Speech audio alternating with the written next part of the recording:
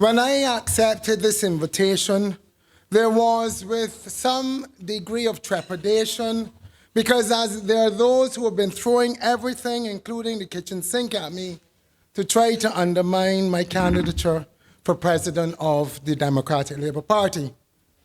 First, they said I was a political neophyte, but that didn't stick, as persons were aware, as David said, of my leading the Windrush scandal campaign against the UK government.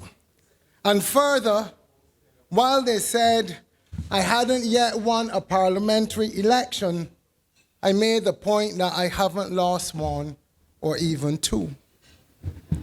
They then claimed I was misogynistic, but that didn't stick because I was a delegate at the UN World Conference on Women and worked professionally on women in development issues.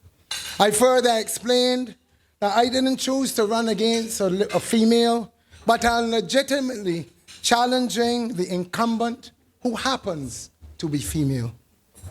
Then they said I hadn't been around Barbados for ages, but that didn't stick because people knew I was away from Barbados, first working as your ambassador, and more recently, out of necessity, because no one would offer me work here. Then they tried to say I was part of an old guard, but that fell apart, as many of the old guard have been vocal in the support of my opponent.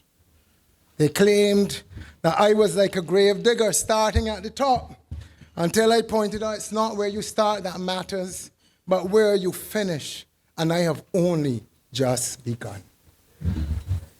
So, I suspect after this presentation, some will suggest I must be related to the Goddards or the Mannings or Wilkinsons or Challoners, but such is the nature of politics.